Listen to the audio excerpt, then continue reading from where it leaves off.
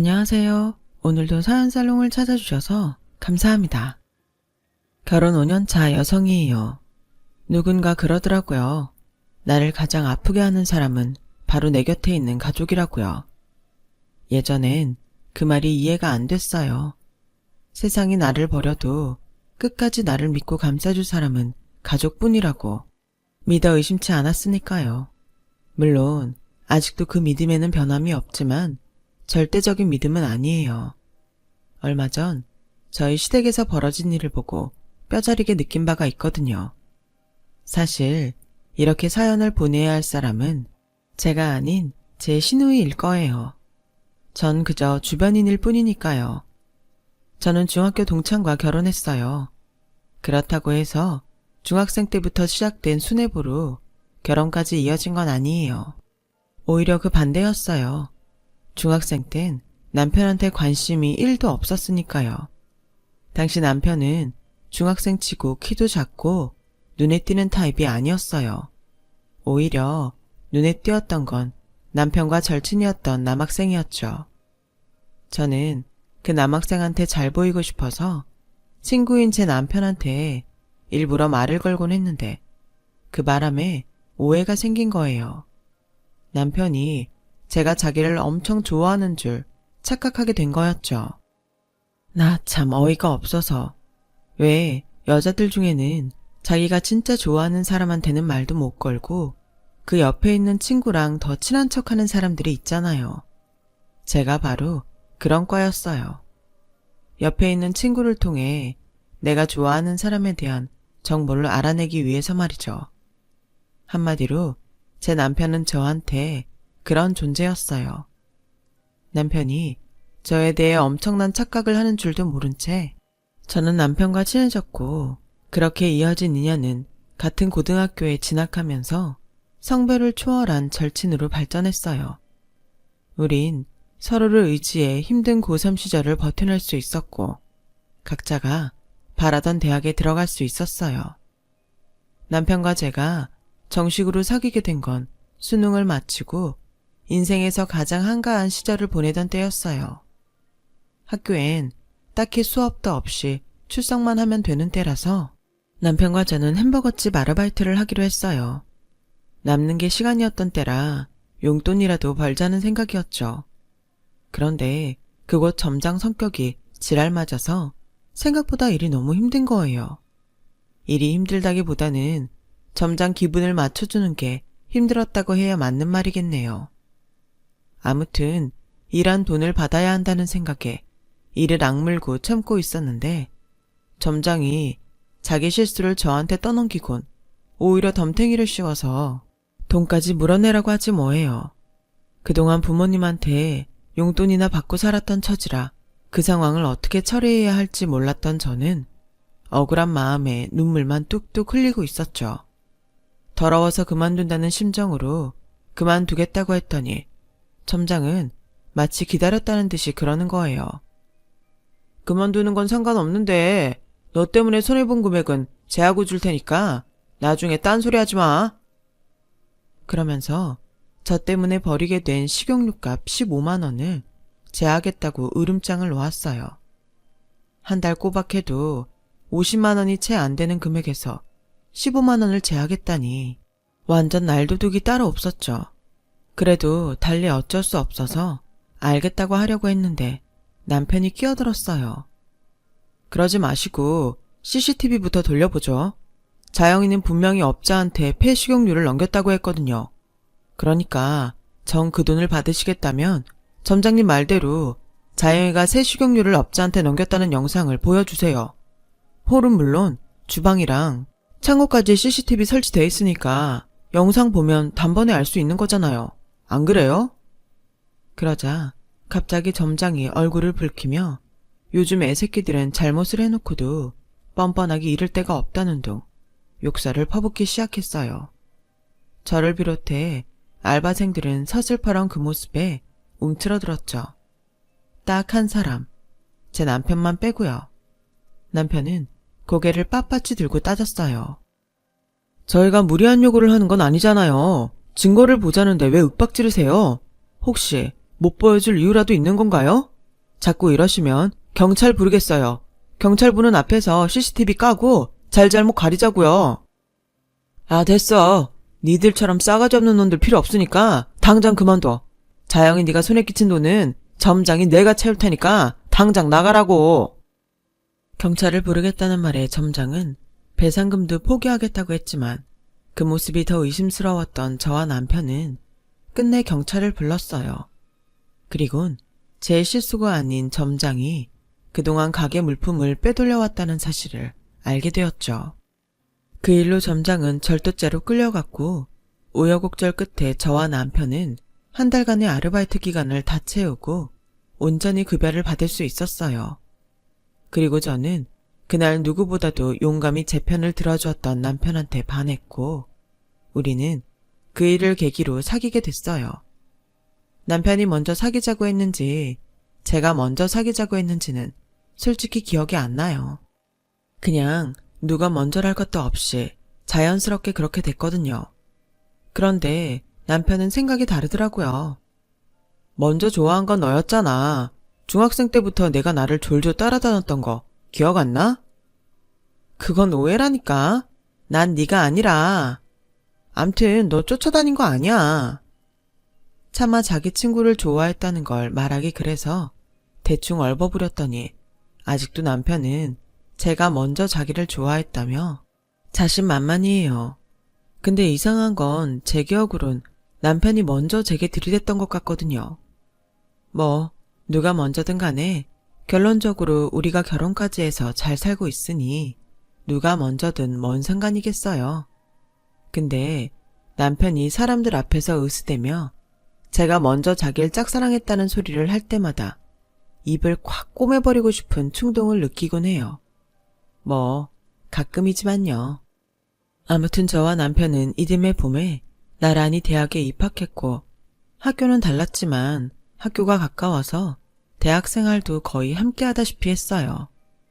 1학년을 마친 남편은 군입대를 했는데 공익근무 요원이라서 훈련소 생활을 할 때 빼고는 거의 평소처럼 만날 수 있었어요.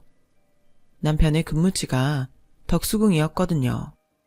그래서 남편 군 시절에 고궁 데이트를 엄청 했던 기억이 나네요. 남편보다 먼저 졸업한 저는 그에 바로 취직을 했어요. 직장인이 되고부터는 남편과 데이트를 할 때마다 거의 제가 돈을 썼어요. 처음엔 제가 돈을 쓰는 게 미안하고 자존심도 상했는지 자기도 없는 돈에 쓰려고 들던 남편은 반년 정도 지나자 의뢰 데이트 비용은 제가 내는 걸로 인식하는 것 같더라고요. 오래 만나서 권태감을 느끼기도 했고 금전적인 부분까지 겹치니까 내심 이 남자를 계속 만나야 되나 하는 생각을 하게 되더라고요. 그래서 사소한 일로 자주 말다툼을 하게 됐고 그러다 헤어지게 됐어요. 처음엔 솔직히 허전함보다는 해방감이 더 컸어요. 그동안 한 번도 못 해봤던 소개팅도 나가보고 직장 동료와 썸도 타고 했죠. 그러다 대학 동기 결혼식에서 남편과 재회하게 된 거예요. 그 사이 대학을 졸업하고 직장인이 된 남편은 그동안 제가 알던 그 사람이 맞나 싶을 정도로 많이 변해 있었어요. 얼굴이 변한 건 아니고 양복을 입으니 전보다 많이 의젓해 보이기도 했고 취업에 성공해서 그런가 표정부터 여유가 있어 보이더라고요. 헤어질 땐 지긋지긋했는데 2년 넘게 못 보다 보니 새로웠어요. 그건 남편도 마찬가지였죠. 그날 만남으로 서로에게 다시 설레게 된 우리는 이후 우연을 가장해 몇 번 더 만났어요. 통화 중에 제가 컴퓨터가 고장이 나서 주말에 AS 센터에 가야 할 것 같다고 하자 그 주 주말에 남편이 제 원룸으로 찾아왔더라고요. 1시간가량 이것저것 손본 후에야 비로소 컴퓨터는 작동을 했어요. 서비스 센터에 갈 시간과 수리비가 굳은 저는 고마운 마음에 밥을 사기로 했어요. 그렇게 만나서 밥을 먹었어요. 그 다음 주에는 남편한테 시사회 표가 있다고 해서 같이 영화를 보러 갔고요. 그렇게 몇 번 데이트 비슷한 만남을 갖다가 다시 만나게 되었죠. 그렇게 몇 년 연애를 하다가 우리는 결혼을 하게 되었어요. 중학생 때부터 오래 만나왔지만 남편 가족들과 만날 기회는 없었어요. 다행히 2살 어린 시누이가 저랑 같은 중고등학교를 나와서 학교에서 몇 번 만난 적은 있었어요. 그렇다고는 해도 대화를 나눠본 적도 없었으니 초면이나 다름없었죠. 제 절친 동생이 시누이랑 같은 학년에 다닌 덕에 건너 시누이에 대한 얘기는 전해들을 수 있었어요. 동급생들에 비해 키도 크고 얼굴도 예뻐서 유명했다고 하더라고요.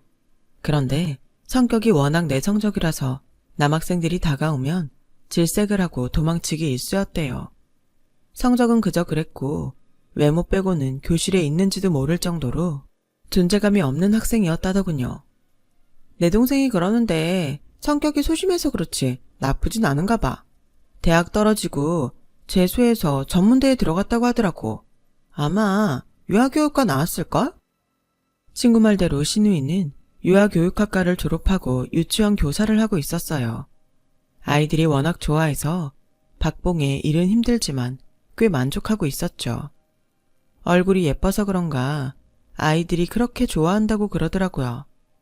아이들이 유치원 선생님 좋아하는데 얼굴 예쁜 거랑 무슨 상관이냐고 하실지 모르겠지만 사실 애들이 성인들보다 외모에 더 민감하대요. 실제로 유치원 아이들이 예쁜 선생님을 더 좋아한다고 그러더라고요. 저는 시댁 식구들과 빨리 친해지기 위해 먼저 시누이를 내 편으로 포섭해야겠다고 생각했어요. 그래서 남편한테 여동생이랑 같이 밥 한번 먹자고 했죠. 그랬더니 여동생이 싫다더래요. 불편해서 체할 것 같다고요. 그 말에 좀 서운하더라고요. 저라고 편해서 그런 자리를 만들려 했던 건 아니니까요. 그렇게 시누이에 대한 첫인상은 한마디로 그닥이었어요. 반면에 시부모님은 두 분 다 저에게 무척 호의적이셨어요. 뭐든 저한테 맞춰주시려고 노력하시고 제가 뭘 잘못해도 칭찬 일색이셨죠. 시부모님이 며느리한테 그러기 쉽지 않을 텐데 말이에요. 그런데 결정적인 단점이 있었어요. 돈을 무척이나 밝히신다는 거였죠. 무력도 엄청 심한 편이고요. 처음 인사드리러 갔을 때 제가 사간 선물을 보시곤 대뜸 얼마짜리냐고 물으셔서 당황했던 기억이 나네요. 비단 그것뿐만이 아니었어요. 두 분 모두 모든 걸 돈으로 환산해서 가늠하는 버릇이 있으시더라고요. 예를 들자면 드라마를 보시다가 거실 소파가 나오면 예쁘다거나 내 스타일이라거나 하는 말이 아닌 저거 한 300만 원은 돼 보이지? 아침 드라마에 나오는 소파는 못해도 돈 1,000원 돼 보이더라고. 그리고는 말미에 꼭 이러세요.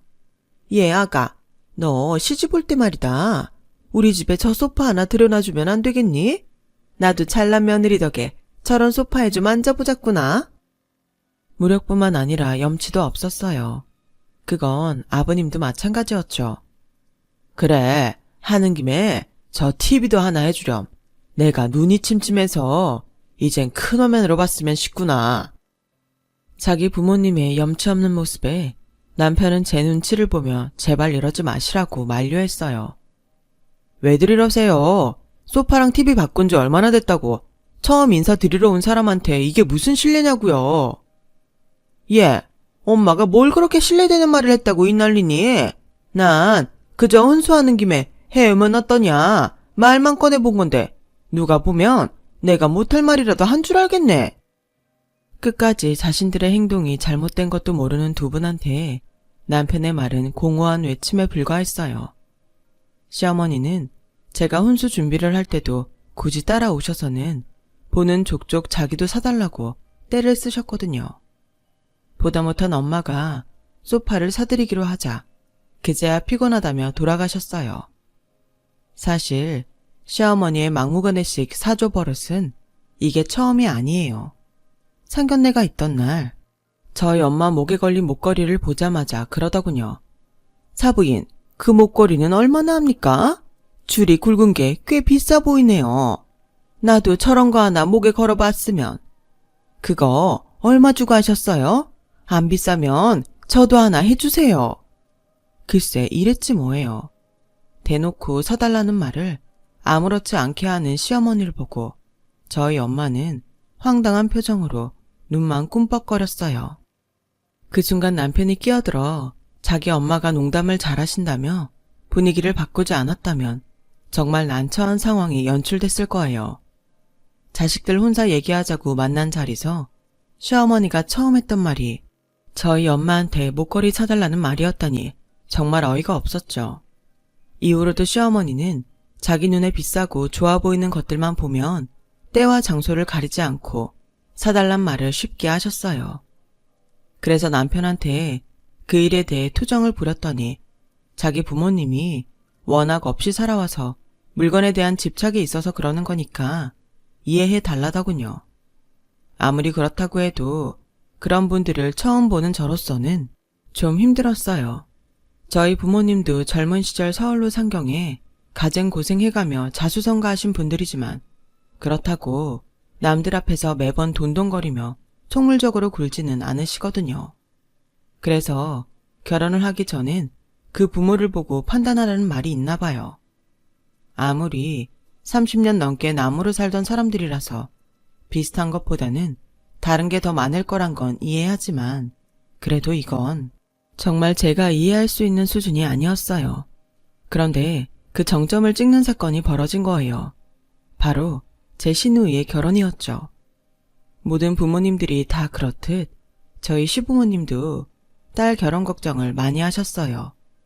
나이가 차도록 연애도 않고 일만 하고 살았으니 더 그랬죠. 그러던 어느 날 어머님이 사진을 한 장 들고 오신 거예요. 마땅한 선자리가 났다면서요. 마침 주말이라 시댁에 들러 함께 점심을 먹고 있던 저희 부부도 사진을 보며 어떤 남자인지 탐색을 시작했죠. 어머님 말로는 시누이와는 12살 띠동갑으로 그동안 일에 빠져 사느라 홍기를 놓친 남자라고 했어요.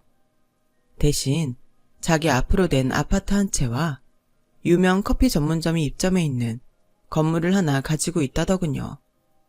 재산이 못해도 100억은 될 거라며 엄청 좋아하셨어요. 돈 있는 집 자식이라 결혼만 하면 평생 돈 걱정은 없을 게다. 게다가 시아버지가 엄청 알부자라 강남이랑 목동 쪽에 건물도 몇 개 가지고 있다는구나. 자식이라곤 아들 하나뿐이니 그 많은 재산 누구한테 가겠니? 강남에 있는 상가 건물은 목이 좋아서 1층에 커피 전문점을 하나 차리면 딱이겠더라. 아름아, 이번 혼자 꼭 해야 돼. 눈 씻고 찾아봐도 이런 혼처 없다. 네가 학벌이 변변하니 그렇다고 벌이가 좋니? 말이 유치원 선생이지 월급도 편의점 아르바이트생만도 못하잖아. 이참에 부잣집에 시집가서 고생 그만하고 편하게 살아. 너 어릴 때 돈이 없어서 남들 다 가는 유치원도 못 보낸 게 엄마가 얼마나 한이 되는지 아니? 그러니 넌 부잣집에 시집가서 나중에 네 아들 딸한테 다 해주고 살아. 이 엄마 소원이다. 평소 돈돈거리는 시어머니였지만 딸을 사랑하는 마음은 여느 엄마들과 다르지 않았어요. 그런 시어머니 마음을 알았는지 시누이는 선을 보겠다고 했어요. 시누이와 선을 본 남자는 나이는 많았지만 관리를 잘해서 그런지 시누이와 띠동갑이란 생각이 안 들 정도로 젊어 보였어요. 거기다 돈의 힘인지 연륜에서 묻어나는 건지 모르겠지만 사람이 꽤 여유로워 보였어요. 거기다 시누이가 마음에 쏙 들었는지 예비 처가에 아낌없이 쏟아붓더군요. 집에 들릴 때마다 값비싼 선물 공세를 했어요. 시어머니 명품 백에 시아버지 명품 양복은 물론 저희 부부 선물도 빼놓지 않았죠. 그런데 언제부턴가 시누이 표정이 그리 밝아 보이지 않았어요. 무슨 일이 있냐고 해도 그저 힘없는 미소만 보일 뿐 아무 말도 않더군요. 하루는 남편한테 그 얘기를 했더니 남편이 뜸을 들이다 어렵게 말했어요. 사실 아름이는 내 친동생이 아니야. 내가 3살 무렵 누가 우리 집 앞에 아름이를 두고 갔대. 당시 시어머니가 막 유산을 한 상태였는데 평소 딸을 원하기도 했던 터라 아이를 시설에 보내지 않고 직접 키우기로 하셨다나 봐요. 남편 말로는 결혼할 때가 되니 친부모 생각이 나서 그러지 않나 하더군요. 뜻밖의 시누이 출생의 비밀에 저는 놀랄 수밖에 없었어요. 남편은 제게 부모님과 여동생 앞에선 모른 척 해달라고 했어요. 그리고 몇 달 뒤 상견례가 있었는데 그 자리에 가서야 시누이 표정이 왜 그렇게 어두웠는지 알 수 있었어요. 신랑 측 가족석에는 유치원생 또래의 남자아이가 한 자리를 차지하고 있었어요. 듣기론 자식의 아들 하나뿐이라던데 그렇다면 손주도 아닐 테고 도대체 누굴까 궁금하더라고요. 혹시 남편은 알까 싶어 물었더니 남편도 고개를 가로젓더군요. 그런데 사실 나이 차이가 많이 나서 처음엔 걱정을 많이 했는데 다행히 직업이 유치원 선생이라고 해서 그렇다면 믿어볼만 하겠다 싶더군요. 우리는 다른 거 안 바래요. 혼수도 필요 없고 예단도 필요 없어요. 그저 우리 손주 지유만 잘 키워준다면 그걸로 충분해요. 말이 결혼이지 산 거는 얼마 안 돼요. 애 앞에서 할 말이 아니라 자세한 얘기 못하겠지만 우리의 잘못으로 헤어진 거 아니에요. 그러니까 걱정은 안 해도 돼요. 맙소사, 그러니까 한마디로 애 딸린 돌싱남이란 얘기였어요. 그런데 기가 막힌 건 그 다음이었죠. 저희 시부모님은 이미 그 사실을 알고도 이혼사를 추진했다는 거예요. 제 딸이라서 자랑은 아닙니다만 우리 애가 애들을 무척 좋아해요. 유치원 선생도 다 애들이 좋아서 된 거라니까요. 데리고 살아보면 아시겠지만 절대로 후회 안 하실 겁니다. 오시장에 소팔러 나온 사람처럼 시어머니는 입에 침도 안 바르고 자기 딸의 장점을 어필했어요. 그 모습에 화가 난 건 저뿐만은 아니었어요. 남편은 어머님 말이 끝나기가 무섭게 무서운 얼굴로 시누이한테 물었죠. 아름이 너도 알고 시작한 거야? 너 이 결혼 정말 해도 괜찮은 거냐고. 이 자리에서 똑똑히 말해. 다른 사람 눈치 보지 말고 네 생각을 직접 말하라고. 그러자 시누이가 닭똥 같은 눈물을 뚝뚝 흘리며 말했어요. 오빠, 솔직히 나 자신 없어. 남의 아이를 키우는 게 자신 없는 게 아니라 내가 엄마가 된다는 게 그게 자신 없다고. 남의 집 대문 앞에 날 버리고 도망간 냅치모처럼 나도 힘들어지면 자식을 버리게 되지 않을까 겁나고 엄마 노릇 잘할 수 있을지도 모르겠어. 엄마 아빠 미안해요. 그동안 길러주신 은혜 생각하면 이 결혼 해야 하는 게 맞지만 난 아직 누군가의 아내로 엄마로 살 자신이 없어요. 죄송해요. 시누이는 울면서 룸을 나갔어요. 예비신랑 측 부모는 이게 다 무슨 소리냐며 노발대발했고 시부모님은 끝까지 거짓말을 해가며 시누이 말을 무마시키려 했지만 역부족이었어요. 남자 측 부모가 이번 혼사는 없던 걸로 하자고 했거든요. 그리고 나가는 길에 예비신랑이 저희 시부모님께 그러더군요. 가게 인테리어 공사 당장 중지하세요. 그리고 손해배상 청구할 테니 각오하시는 게 좋을 겁니다. 그러자 시어머니는 남자의 바지가랑이를 부여잡고 한 번만 기회를 달라고 통사정을 했어요. 알고 보니 시누이를 제 취자리로 시집 보내는 조건으로 강남 빌딩 1층 상가를 받기로 하고 예비신랑이 카페 인테리어 공사비까지 대주고 있었더라고요. 한마디로 딸 팔아 한미천 잡으려고 했던 거였죠. 시누이 결혼의 전말을 알게 된 남편은 시부모님과 엄청 크게 싸웠어요. 아무리 피 한 방울 안 섞인 딸이지만 어떻게 돈 몇 푼에 팔아치울 생각을 할 수가 있냐고요. 하지만 돈에 눈이 먼 시부모님은 시누이가 받을 상처는 상관없이 공사비 물어줄 걱정만 했어요. 아유, 다 얻은 가게 뺏기는 것도 억울한데 그 공사비를 어떻게 물어줘. 이놈의 기집애가 산통만 안 깼어도 노른자 땅 상가가 우리 거였는데 키워준 은혜도 모르는 배은망덕한 년? 시부모님은 끝까지 무력에 취해 자신들이 무슨 짓을 벌이려 했는지 깨닫지 못하는 것 같았어요. 오히려 파혼이 결정된 이후 툭하면 시누이에게 막말을 했죠. 보다 못한 저는 남편한테 얘기해 시누이를 집으로 데려왔어요. 그렇게 시누이와 한 집에서 살게 되면서 그간 못 나눴던 얘기도 나누고 많이 가까워졌어요. 그러자 시누이도 제게 마음을 열었는지 파혼을 결심한 진짜 이유를 말해주더군요. 하루는 내가 일하는 유치원으로 처음 보는 여자가 찾아왔어요. 그 사람의 전 부인이라고 했어요. 그 여자는 신우이한테 한 번만 아이를 만나게 해달라고 부탁했대요. 예랑을 통해 전 부인이 불륜을 저질러 이혼을 했다고 들은 터라 신우이가 싫다고 거절했더니 일주일 내내 찾아와 자기 얘기 좀 들어달라고 사정을 하더래요. 전 부인이 자꾸 찾아오면 직장에 피해가 갈까봐 그냥 얘기를 들어주고 끝내야겠다 생각했대요. 그런데 얘기를 들어보니 잘못은 전 부인이 아닌 예랑한테 있다는 걸 알게 된 거죠.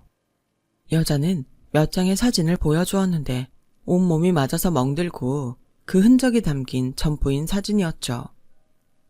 그 사람 술만 마시면 사람이 변해요. 자기 마음대로 안 되면 주먹부터 나가는 사람이거든요. 술이 깬 다음 날엔 무릎까지 꿇고 미안하다고 통사정을 하죠. 처음엔 그런 모습에 참고 넘기곤 했는데 그때뿐이었어요. 또다시 술에 취하면 똑같아요. 아이를 생각해서라도 이혼을 하려고 마음 먹었고 그 사람한테 아무것도 필요 없으니 애만 달라고 했어요. 웬일인지 순순히 그러겠다고 하길래 마음 놓고 있었는데 사람을 고용해서 저를 호텔방으로 유인해 저를 나쁜 짓 한 사람으로 몰고 집에서 내쫓더군요. 재력을 앞세워 이혼 소송에서 친권과 양육권까지 뺏어갔고요. 제 아이를 만나게 해주세요. 당장 데려올 수는 없겠지만 적어도 엄마가 자기를 버린 게 아니란 얘긴 해주고 싶어요. 제발 부탁해요. 부모한테 버려졌던 신우이는 전 부인 말에 모른 척할 수 없었고 그 후로 아이와 친해지기 위해 그런다는 핑계로 아이와 단 둘이 외출을 하곤 했대요. 친모와 만나게 해주려고요. 하지만 상견례가 끝나면 결혼이 기정사실화되는 거고 자기 역시 전 부인처럼 살게 될까봐 그게 두려워 의도적으로 파혼을 하려고 했던 거죠. 하지만 전 부인한테 들은 얘기를 말하면 아이와 전 부인한테 피해가 갈까봐 자기 출생의 비밀을 빌미로 파혼을 당했던 거고요. 엄마 아빠가 그 사람이 아이가 있는 이혼남인 걸 속인 건 용서할 수 있어요. 하지만 날 팔아서 그 돈으로 커피 전문점을 차리려고 했던 건 정말 용서가 안 돼요. 처음부터 그 남자가 얼마나 폭력적인 사람인지 알고 있었으면서 말이에요. 날 자식으로 생각 안 했던 거잖아요. 친부모한테도 버림받고 양부모에게도 버림을 받은 신우이는 한참을 서럽게 울었어요. 신우이 일이 있고 남편과 저는 시댁과 연을 끊고 살고 있어요. 신우이는 한동안 저희 집에서 살다가 오피스텔을 얻어 나갔어요. 그리고 얼마 뒤 시고모님 환갑잔치에 갔다가 저희 시댁 소식을 들었어요. 그쪽 예랑이 소송을 걸어서 파혼에 따른 정신적, 물질적 피해 보상금과 커피 전문점 인테리어 비용 등을 보상하라는 판결이 나왔다나 봐요. 돈을 물어주면 될 일을 돈 욕심에 차일피일 미루다가 술에 취해 찾아온 예랑과 시비가 붙어서 싸우는 바람에 온 집안 살림이 다 부서지고 예랑한테 맞아 아버님이 응급실에 실려갔다고요. 그런데 하필 아버님이 먼저 예랑을 친 데다 골프채까지 휘둘러 상황이 불리하게 됐다더군요. 돈은 돈대로 깨지고 몸은 몸대로 다치게 된 거죠. 결국 하나뿐인 집까지 팔고 그 돈을 고스란히 예랑한테 뺏길 판이라고요. 얘기를 들어보니 안 되긴 했지만 그런 남자한테 딸을 돈 받고 팔려고 했던 걸 생각하면 자업자득이란 생각밖에 안 드네요. 돈 좋아하다가 자식도 잃고 그렇게 아끼던 돈까지 다 잃었으니 말이에요. 그놈의 돈이 뭐라고 죽을 때 한 푼도 손에 쥐고 갈 수 없는데 말이죠. 저도 돈이 인생에서 정말 중요하다고 생각합니다. 하지만 항상 더 중요한 것들이 존재한다는 것도 잊지 않고 살아야 할 것 같아요. 그게 인간과 다른 무언가들을 나누는 소중한 부분 중 하나가 아닐까 합니다. 지금까지 제 사연을 들어주셔서 감사합니다. 좋은 사람들과 항상 건강하고 행복하세요. 여러분, 사연 댓글에 응원과 현명한 조언 부탁드려요. 좋아요와 구독은 저에게 큰 힘이 됩니다. 오늘도 좋은 일 가득하세요.